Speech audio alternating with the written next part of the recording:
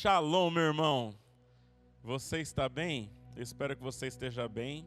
E eu quero declarar que a alegria do Senhor vai invadir o teu coração nesse tempo para nós cultuarmos juntos e as suas forças vão ser renovadas. Hoje é domingo, 21 de março, e nós estamos aqui online hoje, né, irmãos?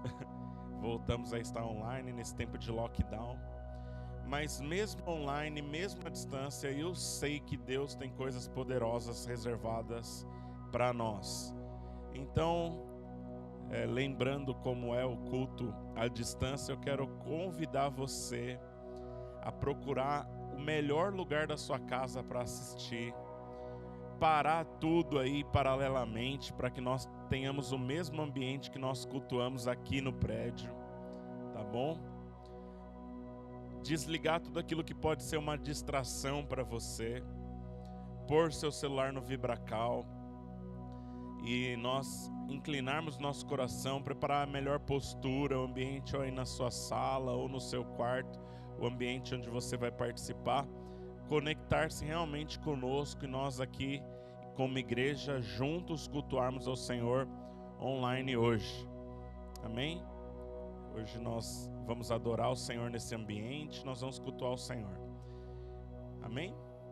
Eu quero começar saudando você é muito bem-vindo, é uma alegria para nós poder servir a igreja, aqui cantando louvores, adorando ao Senhor e também ministrando a palavra. E eu tenho uma palavra poderosa reservada, meu coração está cheio de entusiasmo para que nós ministremos o seu coração daqui a pouco, depois da adoração. Amém? Nós também temos um momento de generosidade e temos alguns avisos para a igreja. Amém, gente? No seu lugar onde você está agora, será que você pode fechar os seus olhos, colocar as mãos sobre o seu coração? Nós queremos orar e consagrar ao Senhor esse tempo que vamos estar juntos e oferecendo um culto ao Senhor. Vamos lá? Pai, eu quero, Senhor, apresentar, Senhor, cada membro da nossa igreja. Nós estamos juntos aqui conectados, a Dínamo São Mateus, a Dínamo Mateus Leme está conosco, Senhor, também nesse culto. E nós queremos consagrar os nossos corações, nós queremos consagrar a nossa vida. Nós queremos reafirmar que pertencemos ao Senhor. Ó Deus, que tudo em nós pertence ao Senhor, que esse tempo que nós vamos cultuar pertence ao Senhor, e nós queremos declarar, Senhor, que o Teu Espírito tem liberdade nesse ambiente que nós separamos, para juntos buscarmos ao Senhor aqui nos nossos lares, ou onde quer que estejamos, talvez alguém participando do trabalho, ou no ambiente em que estiverem. Eu quero, Senhor, declarar que esse ambiente pertence ao Senhor, que o nosso coração pertence ao Senhor. Ó Deus, que a nossa motivação, Senhor, nesse tempo é te buscar. Então cesse agora, Senhor, eu quero te pedir toda distração, tudo aquilo que pode impedir que o diabo roube a semente, como o Senhor diz ali, Senhor, na parábola do semeador. Ó Deus, nós queremos receber e entregar ao Senhor tudo que te pertence, Senhor, nessa noite. Então nós dedicamos esse tempo a Ti. Age através dos louvores. Ó Deus, toca, Senhor, das crianças, aos jovens, aos adolescentes, aos juvenis, aos adultos, Senhor, casados e solteiros em todo lugar. Ó Deus, eu quero te pedir, salva pessoas nessa noite. Em nome de Jesus, Senhor, se há pessoas enfermas participando conosco dessa reunião, ô Paizinho querido, eu quero te pedir, Senhor, afeta, Senhor, o ambiente do nosso lar com a Tua glória, invade a nossa vida com o Teu poder e faz milagres, Senhor, quero te pedir, em nome de Jesus Cristo, em nome de Jesus Cristo, nós juntos oferecemos completa liberdade ao Teu Espírito. Ou melhor, será que você não quer participar comigo dessa oração? Diga assim, na sua casa comigo, diga assim: Senhor Jesus, eu ofereço agora esse tempo para cultuar ao Senhor nessa noite, mais uma vez, e te peço, Senhor, extrai do meu coração o mais perfeito louvor, porque eu pertenço ao Senhor e me rendo ao Senhor totalmente. Em nome de Jesus. Amém. Vamos adorar o Senhor nessa noite? A banda vai conduzir-nos nesse tempo de adoração. Vamos lá.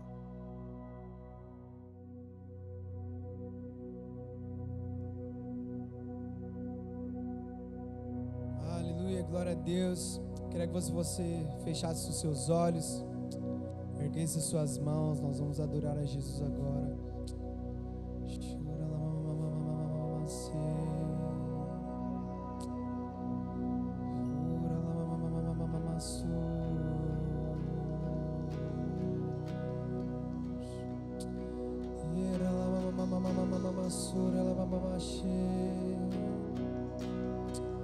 Jesus, nós exaltamos o teu santo nome, Espírito Santo. Nós rendemos graças a você, Jesus.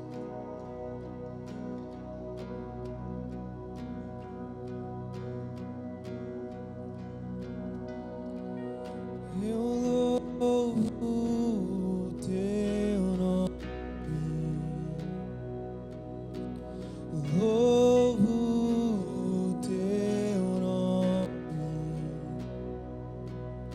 O nome que está sob todo nome,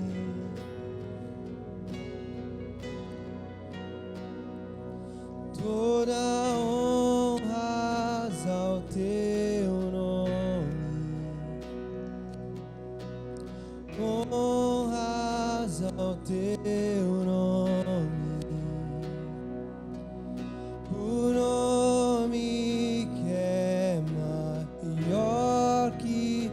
Todo nome,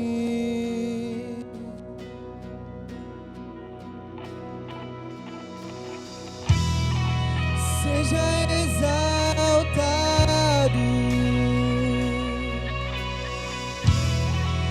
seja exaltado,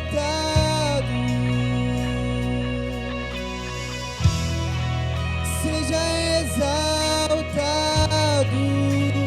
exaltado,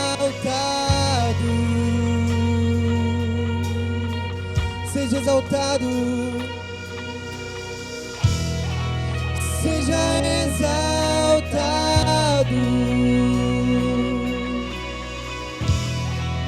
seja exaltado,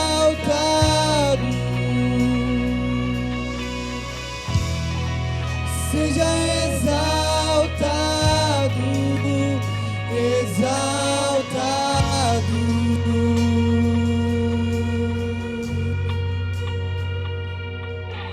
Eu louvo o teu nome, louvo o teu nome, o nome que está sob todo nome, toda honra ao teu nome, honras ao teu nome, o nome que é maior que todo nome.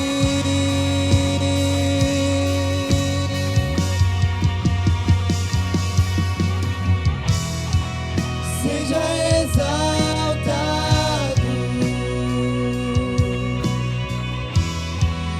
seja exaltado,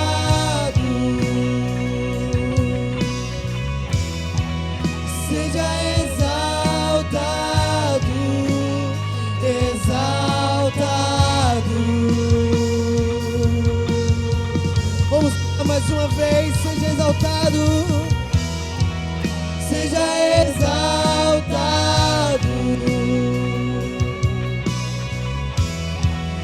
seja exaltado,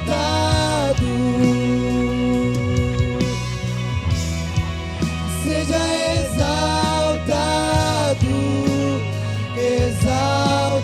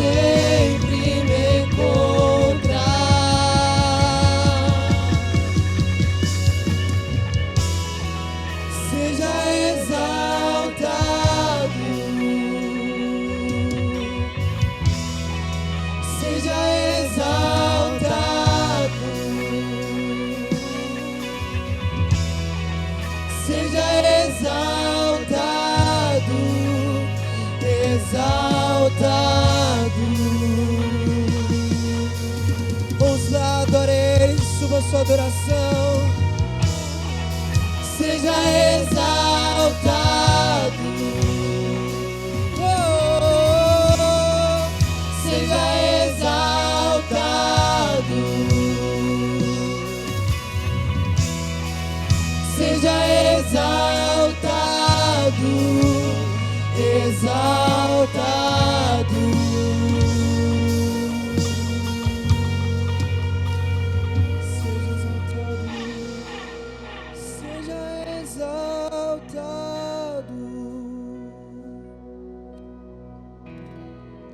Seja exaltado,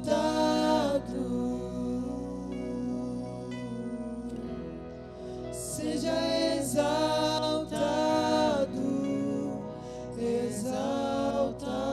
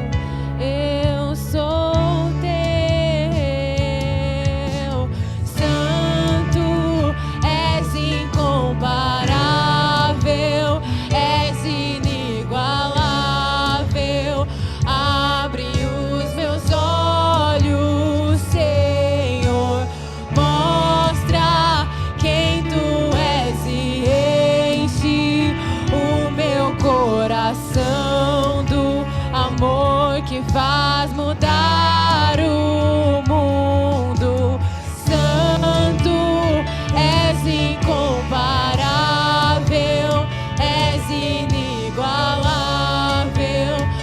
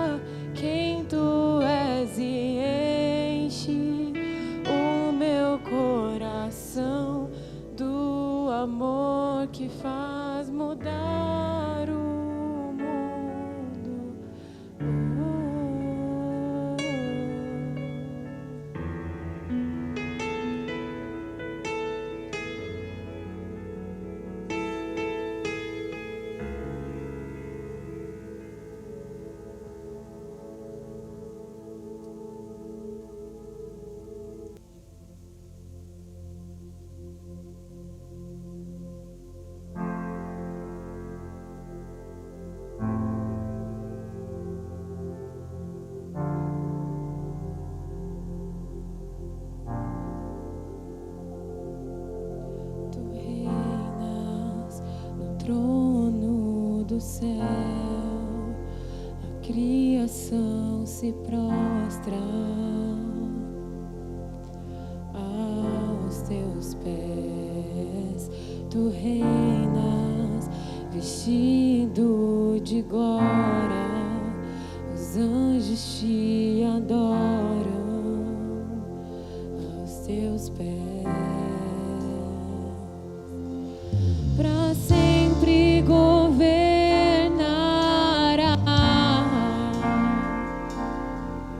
teu reino não passará.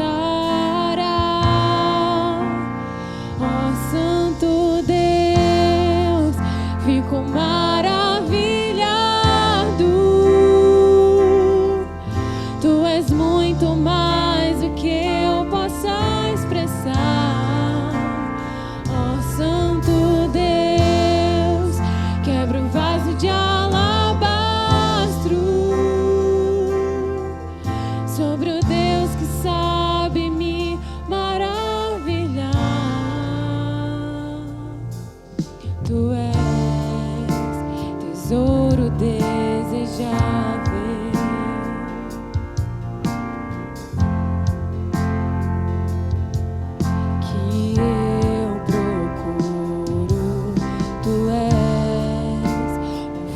apaixonado, eu sou do meu amado e tu és meu.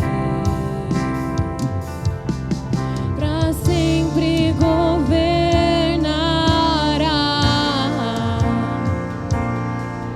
teu reino não passará.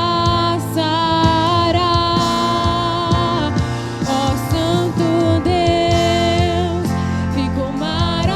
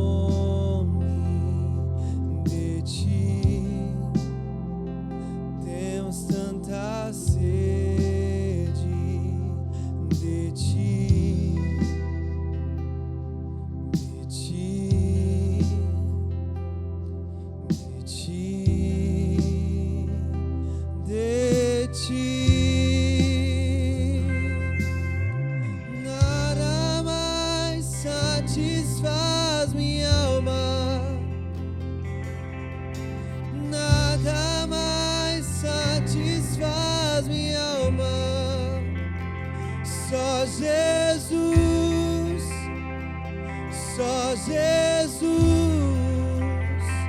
só Jesus, só Jesus.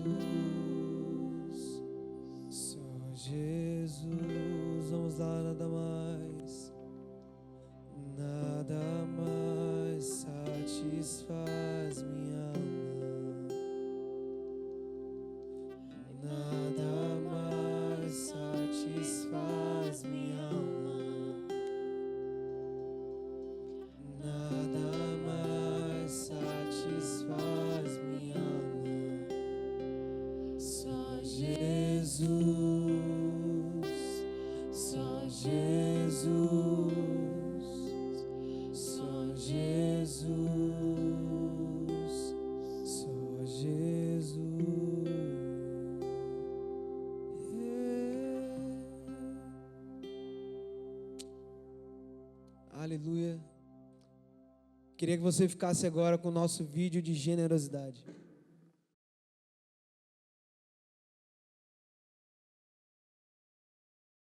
Shalom, querida igreja. Espero que você esteja bem, esteja feliz.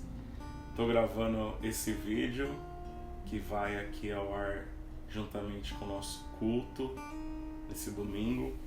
E eu quero ler aqui um verso da palavra de Deus que está aqui em Mateus 28 e os versos 19 e 20. Jesus disse assim: portanto, ide, ensinai todas as nações, batizando-as em nome do Pai, do Filho e do Espírito Santo, ensinando-as a guardar todas as coisas que eu vos tenho mandado, e eis que estou convosco todos os dias até a consumação dos séculos. Amém? E eu pensei em ministrar aos irmãos sobre generosidade hoje, mostrando para os irmãos a grande comissão. Eu sei que todos nós conhecemos, eu imagino que a maioria de nós conhece o texto, e esse texto é o motivo pelo qual edificamos igreja, porque Jesus nos comissionou, a uma vez que fomos marcados pelo amor de Deus, que nós pregássemos também. Então nós nos organizamos, nós pregamos, nós ensinamos e nós mantemos esse lugar e nos separamos para servir o Senhor em dedicação exclusiva, única e exclusivamente em obediência à palavra de Deus. Amém? Então hoje eu queria dizer para você as seguintes palavras. Você sabe, está acostumado a me ouvir dizer, que o motivo principal pelo qual alguém deve ser generoso para com a obra de Deus, ou generoso em qualquer lugar, é a gratidão. Nós recebemos de Deus, então nós devolvemos a Ele. Amém? Mas hoje também quero falar para os irmãos sobre responsabilidade. Queria falar aos irmãos a respeito também de consciência. É um momento muito difícil. Nós estamos investindo muito mais em oração nesses dias. Inclusive aproveito para dizer a você que você se some conosco nesse tempo, 2 vezes por dia orando, pelo menos 15 minutos, parando todas as coisas. A minha sugestão, meio-dia e 18 horas. Talvez você não consiga parar exatamente meio-dia, não é um problema. Há momentos dessa semana que eu também, a oração do meio-dia eu fiz 11h30, a oração do meio-dia eu fiz 13h30. Desde que você pare e ore, porque nós sabemos da oração, do poder dela e que Deus deseja nos responder. Mas é um momento também de nos unirmos como igreja, intercedermos inclusive pelos nossos irmãos, pela nossa família, pelo trabalho dos outros também. E lembrarmos, irmãos, que esta igreja também depende da sua generosidade, tá bom? Então nós vamos deixar aí para você os dados bancários dessa igreja. Esse culto está sendo transmitido também para os amados lá da Dinamos Mateus Leme. A Solange e Admir vão mandar para os irmãos dados bancários dele aí também, deles, da igreja de lá, pelo WhatsApp. E eu quero convidar você a contribuir, tá bom? Para a manutenção da igreja. Lembrando que nós estamos respondendo a um convite de Jesus para pregarmos o Evangelho. E respondendo, nós temos essa responsabilidade de manter a estrutura da igreja, tá bom? Nós compramos nesse mês de fevereiro o sistema de climatização do prédio. Eu quero também, por uma questão de relatório aqui, dizer para os irmãos, já entraram R$ 5.126 em ofertas e nós precisamos arrecadar um montante de 12.000 também para fazermos frente à instalação desse ar. Pastor, não é tempo de instalar ar, o prédio está fechado. Eu quero dizer para os irmãos que eu estou compartilhando com os irmãos esse propósito, porque uma das pessoas, inclusive, que contribuiu, a pessoa me mandou um áudio e disse assim: pastor, eu estou contribuindo porque Jesus me mandou contribuir e eu não estou preocupado com nada. Eu sei que Deus vai me suprir, e deu um bom valor para o Senhor nesse ar-condicionado. A despeito de toda a crise, eu sei que nós saímos dela sempre semeando. Amém? Então estou ousadamente desafiando você também a fazer a sua parte, a lembrar da obra do Senhor, lembrar da igreja Dinamo São Mateus. Se você tem sido abençoado nesse lugar, compartilhar conosco daquilo que o Senhor tem colocado nas suas mãos e abençoar-nos para que nós possamos administrar e fazer frente aos compromissos da obra de Deus, tá bom? Desejo que Deus te abençoe. Os dados bancários estão aparecendo aí na tela e continue aí ligadinho, porque Deus vai falar com você poderosamente na palavra de hoje, tá bom? Deus abençoe. Shalom.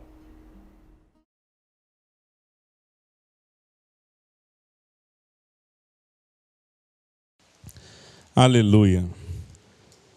Eu quero ministrar a palavra agora para você. Então, orei aqui no início da nossa reunião. Quero mais uma vez apresentar a sua vida ao Senhor. Vamos lá, feche seus olhos mais uma vez, que nós queremos orar especificamente por esse momento de palavra. Quantos querem ouvir a voz do Senhor? Diga aí no seu coração bem gostoso: eu, pastor, quero ouvir o Senhor, eu quero ouvir a voz de Deus no meu coração. Pai, obrigado pela tua palavra, ela é Cristo, aleluia. Muito obrigado pela tua palavra, ela é a nossa regra de fé e de prática, e nós escolhemos, Senhor, amá-la completamente, não só amar aquilo que nos traz, Senhor, edificação, ou aquilo que nos traz consolo, mas amar o confronto, amar a exortação. Nós queremos amar, sermos moldados por ela. E nessa noite, Senhor, eu quero te pedir, libera a tua palavra, ainda que nós estejamos assim, distantes uns dos outros. Eu quero te pedir, Senhor, que o teu Espírito, Deus, venha nos afetar pela verdade genuína da tua palavra. E como ela mesmo diz a respeito de si, é uma espada. Fala conosco, fere-nos com a tua verdade, transforma-nos, edifica-nos, sim, consola-nos, sim, exorta-nos. Sim, Senhor, nos leva ao crescimento, nos leva ao amadurecimento. Molda-nos, Senhor, segundo a tua verdade. Fala com cada um de nós. É a minha oração, em nome de Jesus. Amém. Amém?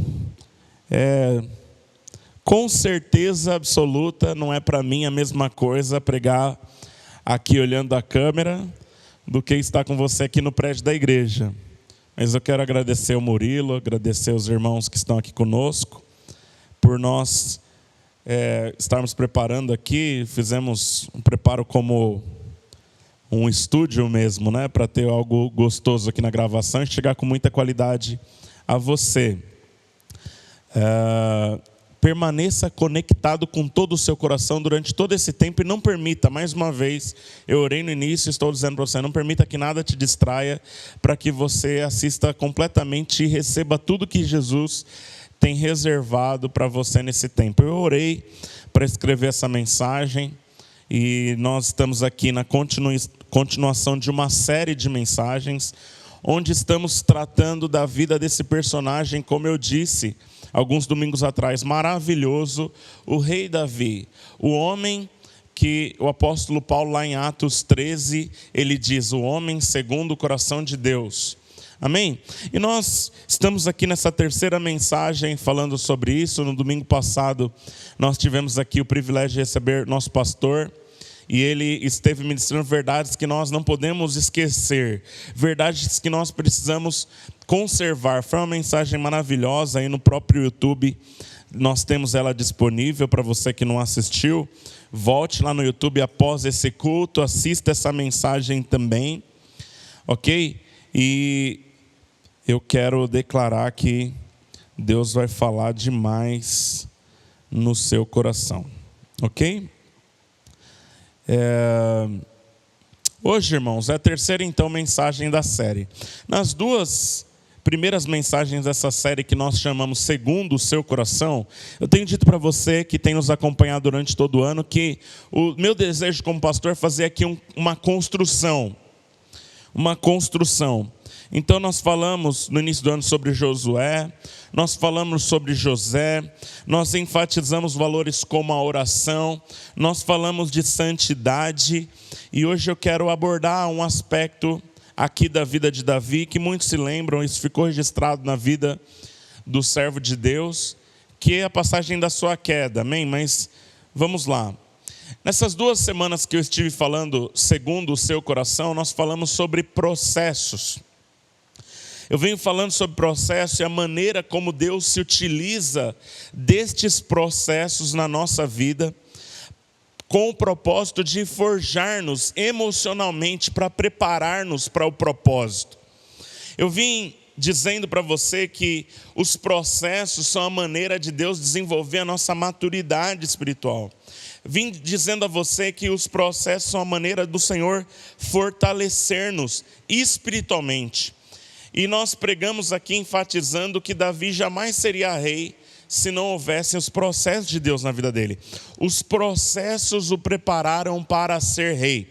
No término da minha mensagem, há 2 semanas atrás, eu dizendo para os irmãos aqui, exemplificando como um médico, e se você tivesse que passar por uma cirurgia de urgência, se você faria a opção de passar com um médico recém-formado numa universidade de ponta, e com certeza isso é para nós uma credencial, sim, ou se você preferia ser operado por um médico que talvez você não saiba onde ele estudou, mas que ele tem toda uma caminhada dentro de cirurgias. Então, eu vim usando essa ilustração, terminando a minha última mensagem, para que você percebesse que os processos é que vão levar você a governar. Amém? E eu quero iniciar, nós estamos numa vertente construindo essa verdade. O processo também é a maneira como o Senhor faz para que os nossos valores sejam fortalecidos. Amém? E eu escrevi algumas coisas e quero sair aqui para o próximo ponto.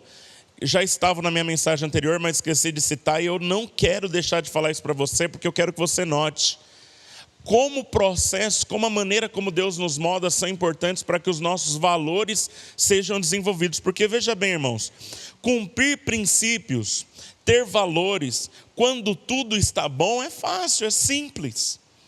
Falar a verdade quando não temos nenhuma necessidade de escondê-la, onde não há riscos, é muito fácil, é muito bom. Nós não podemos dizer que alguém que fala a verdade, quando a verdade não oferece risco, que isso por si só significa que essa pessoa tem um caráter forte. Lógico, falar a verdade é muito bom, mas falar a verdade quando há riscos, quando há penas envolvidas, aí nós podemos dizer de fato que alguém amadureceu. Não roubar porque você não tem dinheiro, quando nós não temos nenhuma demanda, então isso é um valor, mas quando há necessidades e mesmo assim nós rejeitamos o erro, aí você pode dizer que há um caráter forte estabelecido, e Deus se utiliza desses processos para nos moldar dessa forma. Amém? Isso eu quero que você guarde no seu coração. Mas hoje, inclusive, eu quero falar que estes processos nos quais Deus nos conduz, hoje eu quero chamar esses processos, intitulando-os como a escola de quebrantamento de Deus. Eu não vou poder ouvir a sua voz, mas eu gostaria que você repetisse comigo aí na sua casa onde você está. Diga assim: eu estou matriculado na escola de quebrantamento do Pai. Amém? Todos nós, quando nós nos convertemos, irmãos, eu quero explicar para você por que Deus te matricula numa escola de quebrantamento. Porque quando nós nos convertemos, todos nós vimos do mundo com corações duros. E veja bem, antes de você refutar a minha teoria aqui, eu quero que você entenda o seguinte: eu não estou falando de um coração duro talvez para as relações humanas, de coração duro para com as pessoas. Pode ser que alguém veio do mundo e aparentemente o testemunho dessa pessoa já era altruísta, já era serviçal. Amém? Eu não estou falando dureza nas questões concernentes à vida, mas a dureza que me refiro aqui é uma dureza para com a rendição a Deus, uma dureza para com as coisas espirituais. Por isso, quando nós nos convertemos, o Senhor nos matricula numa escola de quebrantamento, onde o Espírito Santo é aquele tutor interior, que vai nos conduzir a uma maleabilidade. Irmãos, eu pensei que ia travar a língua aqui. Amém? Mas o Espírito Santo aí vai nos direcionar a sermos maleáveis nas mãos de Jesus. Ele vai forjar o nosso coração para que nós tenhamos um coração quebrantado. E é sobre quebrantamento que eu quero falar nessa noite. E para falar de quebrantamento, eu quero te convidar. Você nem precisa abrir a sua Bíblia, só ouça alguns versos que eu quero ler aqui em 2º livro de Samuel, capítulo 11. No Velho Testamento, sempre que nós temos livros, nós falamos no maiúsculo. No Novo Testamento sempre no masculino. No Novo Testamento sempre no feminino.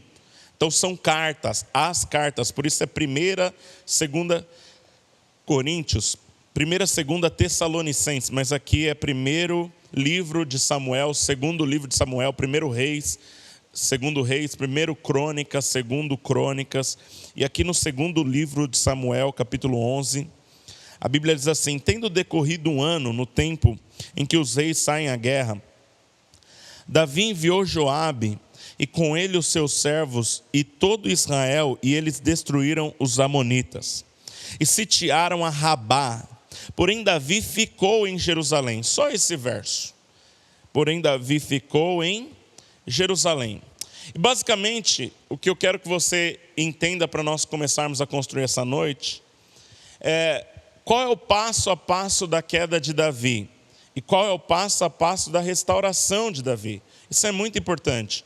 O que está acontecendo? O que levou com esse grande homem de Deus, identificado na palavra de Deus como homem segundo o coração de Deus, o que levou a uma queda, pastor Márcio? E como que mesmo tendo caído, a Bíblia continua identificando-o como um homem segundo o seu coração? Eu quero dizer aos irmãos, eu vou me arriscar a dizer nessa noite, que aquilo que eu imagino que deu origem a esse momento, essa saga, a queda de Davi começou na sua ociosidade, começou na sua acomodação. Veja, Davi é um grande rei.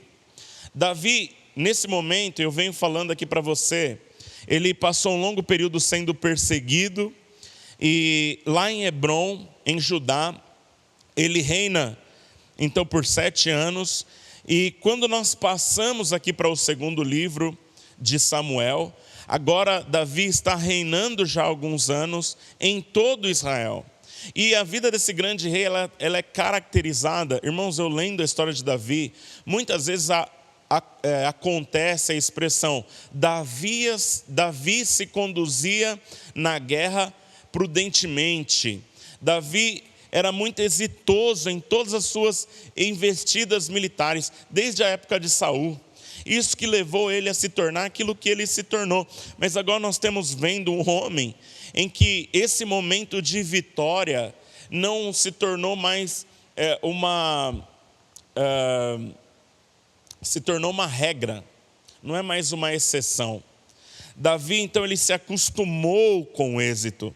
Então eu quero que você perceba isso, porque isso é algo muito importante para que nós percebamos que muitas vezes o diabo da queda mora naquele momento onde você parou de depender de Deus, porque você se acostumou ao êxito.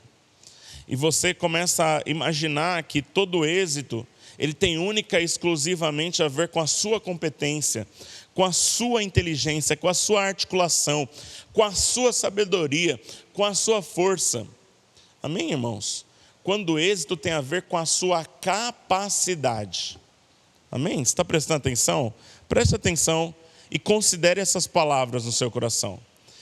Se nós estamos num momento ruim, e é muito, vamos dizer assim, oportuno nós falarmos isso num tempo tão difícil para a nossa nação.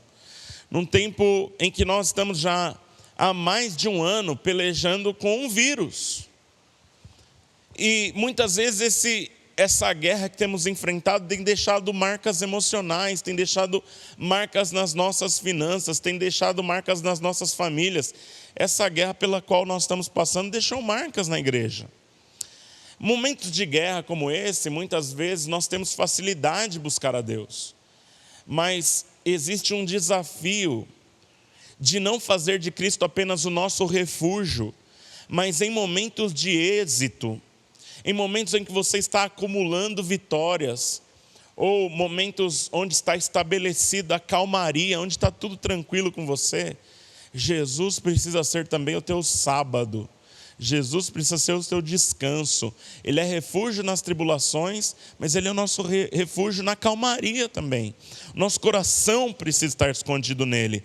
E o que nós estamos vendo na vida desse servo de Deus aqui no momento da sua queda, é que de alguma maneira, Davi esqueceu que existia uma guerra que continuaria tendo que ser pelejada, porque ele se acostumou com a sensação de vitória. Será que para ajudar a guardar, você poderia repetir isso comigo? Diga assim, Davi se acostumou com a vitória. Amém? Irmãos, e preste atenção naquilo que eu quero dizer para você. Eu não estou dizendo para você que não é certo você acreditar que tem capacidade. Eu não estou dizendo para você que não é certo você ter êxito. Não, veja bem, a palavra de Deus diz que o nosso conduzir é de vitória em vitória. Deus tem êxito, Deus quer nos conduzir de glória em glória. Mas o problema é quando você esquece que essa glória que você está vivendo tem uma origem em Deus. Por quê? Porque o teu temor diminui. Amém? Então lembre-se disso. Hoje, se você está passando por lutas, o teu refúgio é Cristo. Hoje, se a despeito das guerras do mundo, se você tem estado estável, se você percebe o Senhor guardando a sua casa, pela infinita graça de Deus, nós estamos passando por pelejas, mas eu percebo que a minha casa está protegida. Isso única e exclusivamente tem a ver com Jesus, com os méritos de Deus, com a graça dele. Ainda que você tenha a sua capacidade, eu tenho a minha capacidade, nós somos de fato inteligentes e grandes, nascemos para ser grandes no Senhor. Amém? Davi, ele estava no lugar errado porque ele perdeu a sua perspectiva de dependência. E ele assim se permitiu distrair com êxito. Ô irmão, guarda isso no seu coração, porque óbvio que eu desejo que Deus nos conduza em êxito, mas tome cuidado para você não estar distraído com o teu sucesso. Amém? Será que tem alguém perto de você para quem você possa dizer, por favor, não se distraia com êxito? Diga isso mesmo na sua casa. Se não tem ninguém, você diga para você mesmo. Diga o seu nome, assim como eu vou fazer. Márcio, não se distraia com êxito. Ele não tem a ver com você. Ele tem a ver com a graça de Deus na sua vida, filho. Amém, gente? O fim da história você sabe. Davi, nesse momento de distração, ele estava no palácio quando todo Israel estava em guerra. Ele no corredor do palácio, ele olha na janela, encontra a mulher se banhando e manda ali com os seus servos, busquem essa mulher que era casada. Irmãos, a Bíblia não narra especificamente isso, mas presta atenção, aquilo que a Bíblia vai narrar a respeito de Urias, fala para nós a respeito de Batseba. Com certeza, Batseba não cedeu a Davi. Então, o que nós podemos ler nas entrelinhas é que houve violência, houve emprego de força, ele a forçou deitar-se com ele. E passado algum tempo, então, essa mulher, ela descobre que está grávida. Então, esse rei que está distraído com êxito, ele começa então a articular. Você conhece a história. Ele traz o marido de volta para Jerusalém, e quem sabe o argumento que ele pode ter usado para que isso acontecesse, irmãos. Eu não tenho ideia do que Davi disse para Urias. Quem sabe ele não disse, olha, você é vizinho aqui do palácio, eu percebi que a sua mulher está engordando. Talvez ela esteja ansiosa, está carente de você, mandei te chamar na guerra. Vai cuidar da tua casa um pouco, depois você volta para a guerra. E a Bíblia diz que Urias deitou-se na porta do palácio e ficou ali. No dia seguinte, então, Davi foi notificado que Urias ficou ali, não desceu à sua casa. Então, nessa noite, ele resolve então fazer uma festa. Aí ele convida Urias, que está ali nas portas do palácio, para essa festa. Isso está tudo aqui em 2 Samuel capítulo 11. E aí ele embriaga Urias. Ele imaginou que Urias, embriagado, fosse descer à sua casa para ser consolado e afogar a sua embriaguez na sua esposa, deitando-se com ela. Mas a Bíblia diz que ele nem saiu do palácio, ele se deitou com os servos do palácio e ficou ali mesmo. E quando questionado o porquê, nós encontramos a resposta de um homem de caráter em Urias. Nós falamos sobre José o mês passado. E ele diz assim ao rei, ele fala, olha rei, a arca da aliança está em tendas, Joabe é o comandante das tropas, está em tendas, todo Israel está em guerra, como eu daria descanso à minha alma? Irmãos, isso é tão precioso nós percebermos, porque Urias era um estrangeiro. Urias, a Bíblia identifica ele como heteu, ele não é israelita.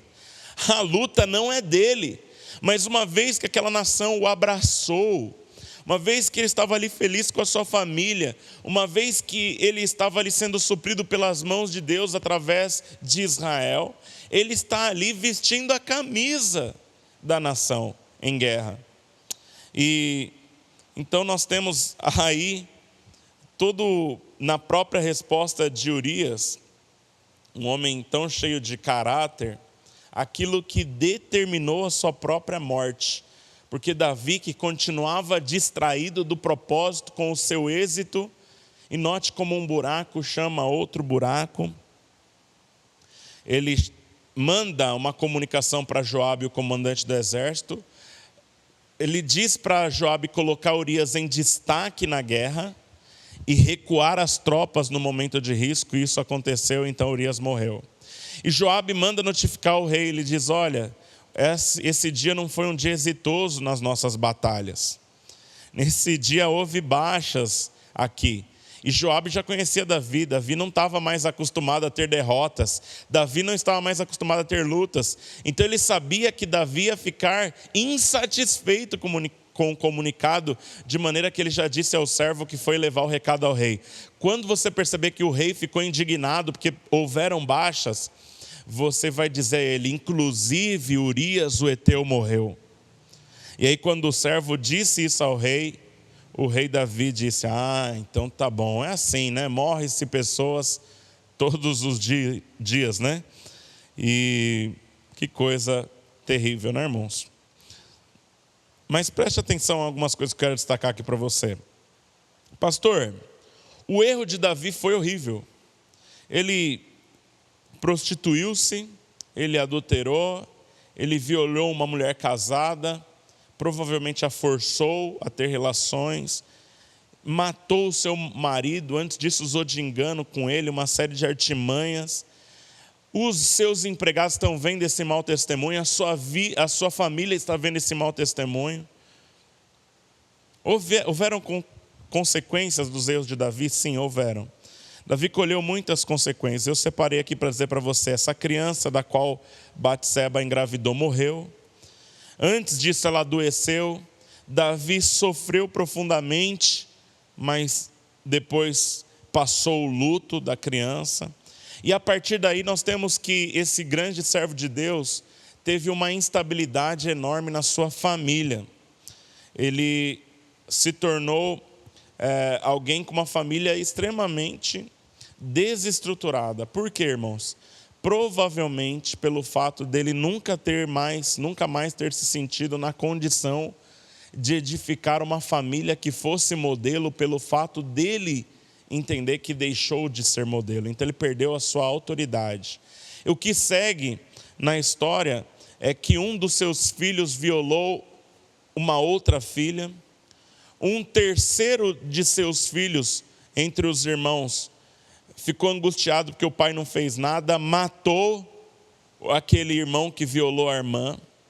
E esse que matou, depois ficou esperando que o pai corrigisse. Davi nunca sequer sentou para falar com o filho a respeito dele ter matado o seu irmão. Davi sequer sentou com o filho para conversar sobre o assunto. O filho ficou anos esperando que o pai o confrontasse e ele não fez isso. Então ele teve muitas consequências. Esse filho, ele inclusive veio a persegui-lo durante anos e por fim veio a morrer. Amém? Mas eu quero dizer para você também nessa noite, presta atenção em algumas ilustrações que eu queria dar aqui. Quando nós olhamos para o rei Saul, que é o rei anterior de Israel, nós temos um rei invejoso, um rei inseguro, um rei independente e desobediente de Deus. Se você conhece a história, você vai saber que Saul era boca suja. A Bíblia relata os seus xingamentos, muito parecidos com o que corriqueiramente existe nos nossos dias. Ele atravessou a frente do sacerdote Samuel, ofereceu um sacrifício que ele não tinha competência diante de Deus para fazer. Então ele se antecipou, descumpriu ordens do Senhor. Então a Bíblia diz que ele perdeu o trono. Depois ele morreu. E os seus filhos morreram, e os que ficaram eram doentes. E eram situações horríveis. Mas eu quero dar outros 2 exemplos aqui. Eu quero que você perceba que o erro de Davi é pior que o de Saul, mas a consequência de Saul é pior que a de Davi. Amém? Então, sobre isso que eu quero considerar rapidamente aqui com você. Quando nós olhamos para Judas Iscariotes, que é um discípulo de Jesus, e alguns domingos atrás eu falei que qualquer hora eu vou pregar sobre Judas Iscariotes, mas não creio que Jesus fez um chamado a Judas Iscariotes. Quando nós olhamos para o Evangelho de Mateus, capítulo 8, versos 19 e 20, irmãos, preste atenção para você não perder a nossa linha de raciocínio. Os versos dizem assim: aproximando-se dele um escriba. Então, muitos estudiosos dizem que esse é o discípulo anônimo, seria Judas. Disse: mestre, onde quer que fores eu te seguirei. Então note que esse escriba, ele não foi convidado para ser um dos 12, mas ele se ofereceu. E Jesus respondeu assim no verso 20. E disse: as raposas têm covis, as aves do céu têm ninhos, mas o Filho do Homem não tem onde reclinar a cabeça. Como quem diz o seguinte: olha, a nossa vida é incerta. Você está talvez olhando a glória do ministério por causa das curas, por causa da autoridade no ensino. Mas o nosso dia a dia é regido unicamente pela vontade de Deus. E muitos acreditam que esse discípulo de Mateus 8, 19 e 20 tenha sido Judas. Que mesmo assim Judas tem insistido com Jesus para fazer parte do grupo. E que Jesus tivesse, mesmo sabendo lá na frente, antevendo, que Jesus é Deus, ainda que não estivesse vivendo com prerrogativas divinas, que Jesus tivesse permitido que Judas estivesse na sua equipe. Você sabe que Judas negou Jesus. E você sabe que Judas negou e vendeu Jesus por 30 moedas de prata. Alguém me perguntou: quanto seriam 30 moedas de prata hoje? E eu não vou me responder isso para os irmãos hoje, mas eu quero dizer para os irmãos que a questão não está no dinheiro. Porque Judas se escandalizou em Cristo porque ele não cumpriu as regras. Judas não entendia que Jesus não correspondeu à sua expectativa do que seria o Messias. Por isso Judas não traiu um Messias, ele traiu um qualquer na cabeça dele. Ele vendeu alguém que era incompetente para salvar a humanidade. Na cabeça de Judas é isso que está acontecendo. Se nós olharmos para o discípulo Pedro de outra forma, você vai perceber que Pedro fez até pior que Judas. Porque Judas traiu Jesus uma vez. A Bíblia diz que o coração dele se encheu de remorso, ele foi lá e devolveu as 30 moedas e se matou. Mas quando nós olhamos para Pedro, a Bíblia diz que ele negou 3 vezes a Jesus. Então, traçando aqui um comparativo, eu queria dizer para você o seguinte: eu considero o pecado de Saul menor do que o rei Davi, e o pecado de Judas menor do que o de Pedro. Então Davi errou mais que Saul e Pedro errou mais que Judas, pelo critério de número de traições. Porque Pedro foi questionado uma vez: não o conheço. Ele poderia ter pensado e falar assim: não, deixa eu pensar melhor, deixa eu sair daqui, pelo menos eu não vou ter que responder, já que eu não tenho coragem. Mas ele insistiu em trair Jesus por 3 vezes, negando. Só que nós olhamos o rei Davi, então ele se torna um rei cujo trono foi estabelecido por Deus para sempre. E foi chamado homem segundo o coração de Deus e perpetuou o trono. Seus filhos governaram, Salomão governou. Os filhos dos seus filhos governaram. E a Bíblia diz que o Messias viria da sua descendência. Pedro negou Jesus 3 vezes, Judas uma vez. Judas morreu. Pedro se tornou o principal líder da igreja primitiva.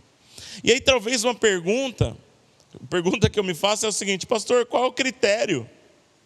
Qual o critério? É aqui que mora o que eu quis trazer aqui para os irmãos nessa noite. E eu quero que você considere. Eu penso que o critério para nós considerarmos esses homens segundo o coração de Deus, mesmo tendo feito coisas piores, atrocidades, é o critério quebrantamento. Você pode dizer isso comigo? Eu diga quebrantamento. Quando nós olhamos para a vida desses 2 servos de Deus, tanto em Pedro como em Davi, nós vemos arrependimento genuíno. E o arrependimento genuíno vem do quebrantamento. Irmãos, o que é quebrantamento por definição? O pastor Cote, ele diz que o quebrantamento é a arte de permitir com que Deus sonde o teu coração, a arte de você permitir que o Espírito sonde o teu coração, e de você permitir que o Espírito te conte quem você é, sem que você fique contra-argumentando com Ele, aos olhos dEle, como Ele te vê. Então permita que o Espírito te molde. Isso é quebrantamento.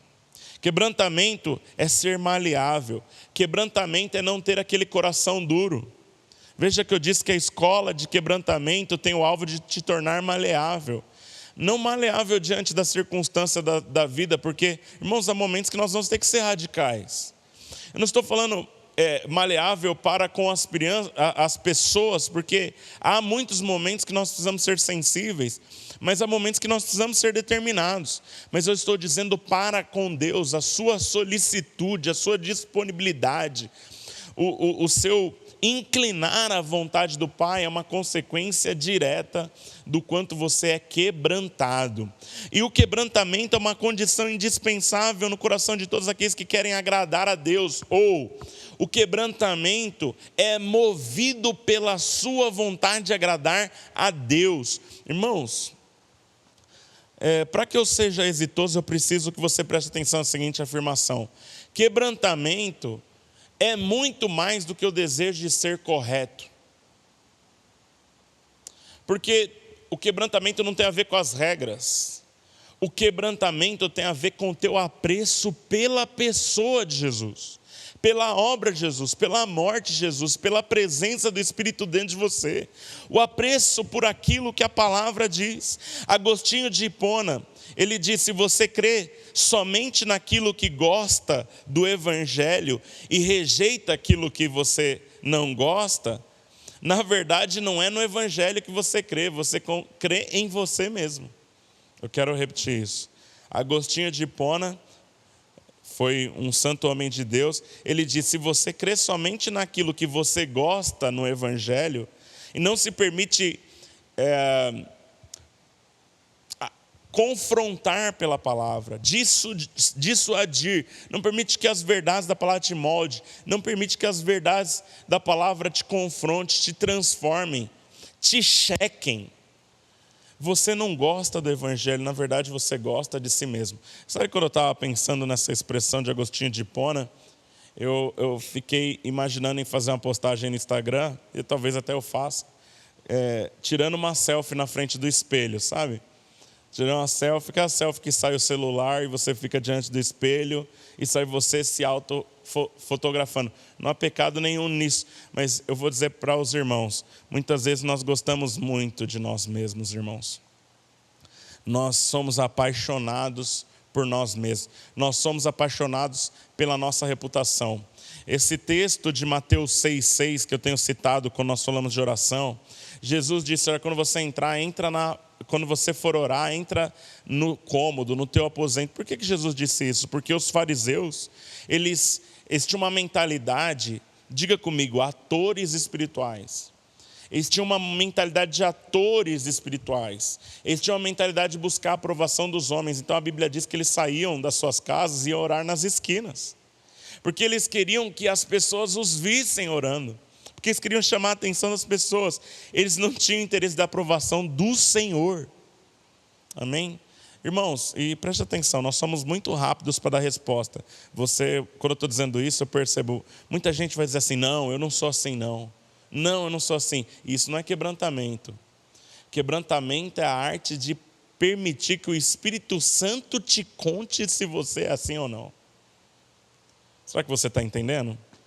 Se você estivesse aqui no prédio, eu ia perguntar: quantos aqui estão entendendo? Mas você está na sua casa, eu espero que você esteja entendendo. Jesus também disse assim: olha, quando vocês orarem ao Pai, não façam vãs repetições como os pagãos, porque eles pensam que por muito orarem, eles vão obter de Deus uma graça. Porque se os fariseus tinham uma mentalidade de atores espirituais, porque eles queriam a aprovação dos homens, Os pagãos tinham uma mentalidade de clientes espirituais. Nós não somos clientes, nós somos filhos amados. Aleluia. Você pode dizer isso? Diga assim: eu sou o filho amado do Pai, eu não sou cliente do reino, eu sou um filho do reino. Amém? Os pagãos oravam bastante, eles oravam muito, porque eles queriam constranger a Deus a fazer a parte dele, uma vez que eles estavam cumprindo a parte dele. Porque, irmãos, uma característica daquele que não é quebrantado é esse apreço pelas regras. Mas o quebrantamento é um apreço por Jesus. Amém? O quebrantamento é um apreço por Jesus. Quero ler com você, eu já estou encerrando a minha palavra. O Salmo 51, os versos 2 a 4, parte A, ele diz assim, ó: lava-me de toda a minha culpa, purifica-me do meu pecado, pois eu mesmo reconheço as minhas transgressões e o meu pecado sempre me persegue. Preste atenção no verso 4, quando ele começa: contra ti, só contra ti pequei e fiz o que tu reprovas. Contra ti e somente contra ti pequei. E isso aqui nos mostra um ministério muito particular na presença dos olhos de Jesus. Uma consciência muito grande de quem ele quer agradar. O quebrantamento de Davi é a raiz do seu êxito. Você percebe isso? Percebe o confronto de Jesus para com Pedro: você me ama? O que está implícito nesse confronto que está lá no Evangelho de João, capítulo 21, a resposta de Pedro é o seguinte: Senhor, antes te disse que te amava, para que todos ouvissem que eu te amo e que eu sou aquele que mais ama e que por ti eu daria a minha própria vida. Hoje eu me convenci, o Senhor sabe de toda a verdade, o Senhor me conhece por dentro, o Senhor sabe que eu te amo. Ou, melhor traduzido, porque ele responde de filéu: o Senhor sabe que eu gosto muito de você, mas o meu amor foi incompetente para aguentar a tentação e eu te traí. O ministério de Pedro foi marcado por uma resposta a esse encontro de Jesus. Mesmo com esse amor fraco que me traiu, apacenta as minhas ovelhas. E por que Pedro apacentou as ovelhas? Ele apacentou as ovelhas porque ele sabia que não era capaz. Ele sabia que, ele percebeu que ele não reunia todos os critérios. Ele sabia que não era o melhor, talvez ele não tivesse condição nenhuma, mas ele tinha que responder, ele tinha que obedecer a Jesus. Amém?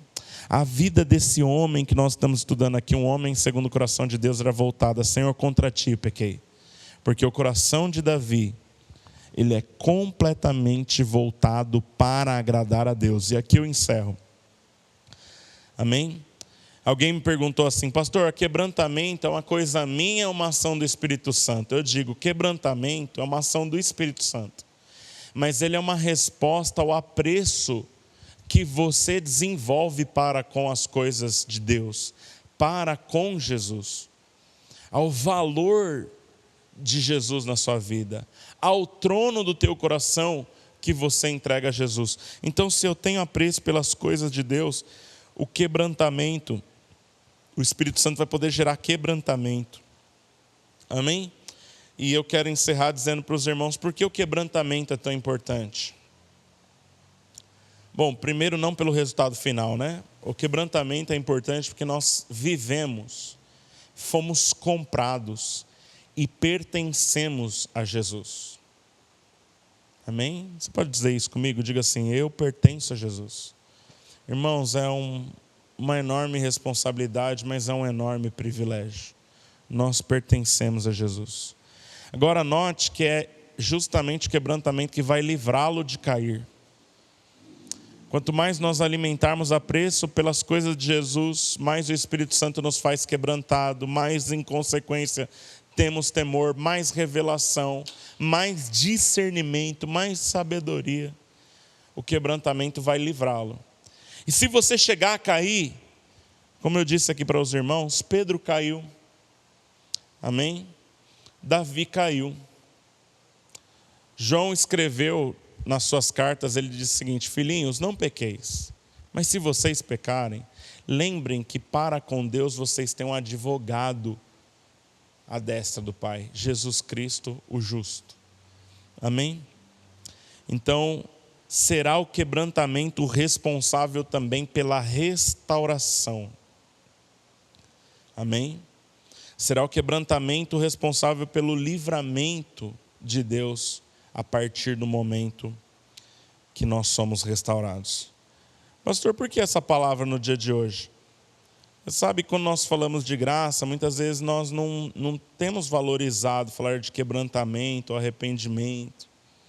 Nós, alguns dias atrás, falando de José, eu quis enfatizar essa questão de habitação confortável, da santidade. E eu quero dizer para os irmãos, a Bíblia diz: clama a mim, responder-te-ei, anunciar-te-ei coisas grandes e firmes que não sabes. Segundo Crônicas 7,14 diz: se o meu povo que se chama pelo meu nome se humilhar e orar, buscar a minha face e se converter dos seus maus caminhos, eu ouvirei, virei a eles e restaurarei a terra. Amém? Eu quero dizer para os irmãos que o Espírito Santo está buscando corações quebrantados, porque Ele deseja mostrar onde Ele quer te levar. Amém? O Espírito Santo deseja uma geração comprometida com Ele na terra, mais do que com essa vida, mais do que com os valores, mais com a sua vida material, mais do que com o seu próprio casamento. Amém? Nós precisamos conservar casamento não pelo amor à esposa, ainda que tenhamos que amá-la, nós precisamos conservar casamento para a glória de Jesus. Nós precisamos criar os nossos filhos não pelo apreço aos nossos filhos, não porque eles são a resposta aos nossos sonhos, de fato são, mas primeiramente por causa de Jesus. Nós precisamos conduzir nosso dinheiro primeiramente por causa de Jesus. Esse quebrantamento no nosso coração, ele vai te tornar uma pessoa cheia, ele vai se tornar alguém exitoso. E se porventura houver algum deslize no meio do processo, é precisamente esse quebrantamento que vai dar lugar ao arrependimento, e é este arrependimento, forjado no ambiente de quebrantamento, que é responsável pela sua restauração completa.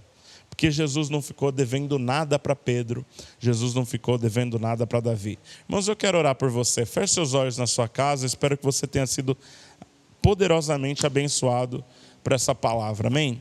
Oh, Senhor Jesus, muito obrigado, Senhor, porque o Senhor nos ama. Muito obrigado porque o Senhor enviou o teu Filho para morrer por nós. Senhor, talvez essa palavra esteja sendo escutada por alguém que está desanimado, e eu não estou aqui para trazer peso, eu estou aqui para trazer consolo. O Senhor nos perdoou. Nós vamos nos levantar. Talvez motivo de nós termos caído é nós tenhamos perdido o foco das tuas coisas. Talvez nós tenhamos nos distraído com o nosso êxito, com a nossa própria glória, com a nossa capacidade, ó Deus, com aquilo que adquirimos, esquecemos que vem das tuas mãos. Ó Pai, nessa noite, Senhor, eu quero abençoar o teu povo, eu quero declarar que esse é um tempo do Senhor livrar os nossos lares. Ó Deus, eu quero te pedir que o Senhor sare aqueles que estão enfermos. Durante a semana, ao meio-dia, às 18 horas. Por 3 semanas, essa foi a primeira. Nós temos orado, Senhor, em todos os lugares, parado e orado. Eu oro que o teu Espírito envolva mais pessoas a fazer isso. Não pela responsabilidade, não pela regra, não pela obrigação, mas pelo desejo de agradar ao Senhor e de sermos uma geração que está escrevendo história no nosso tempo. Em nome de Jesus. Amém? Antes de nós encerrarmos a nossa reunião, eu vou convidar você a entoarmos uma canção juntamente aqui com o Ministério de Louvor, e eu volto para eu liberar a bênção apostólica e nós vamos encerrar nossa reunião. Vamos adorar o Senhor com um cântico?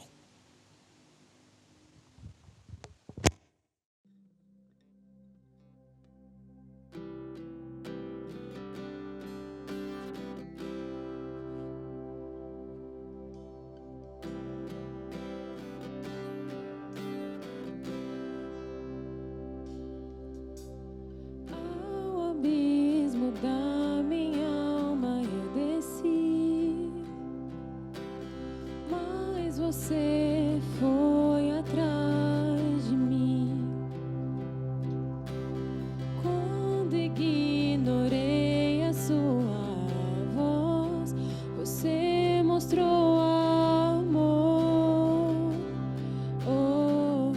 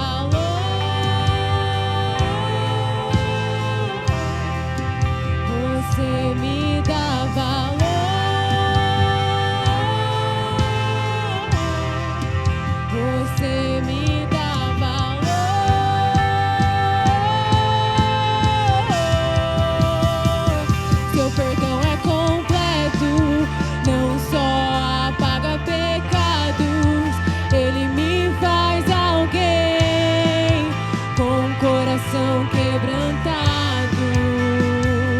Seu perdão é completo, não só apaga pecados, ele me faz alguém com coração quebrantado. Seu perdão é completo, não só apaga pecados, ele me faz alguém com coração quebrantado. Seu perdão é completo, não só apaga pecados, ele me faz alguém com coração quebrantado.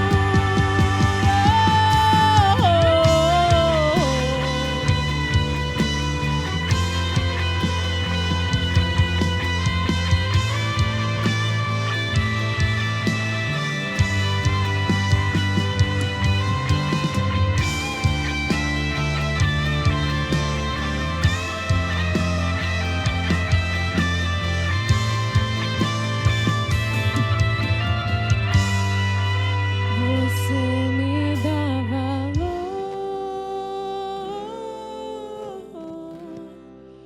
você me dá valor, você me dá valor, você me dá valor.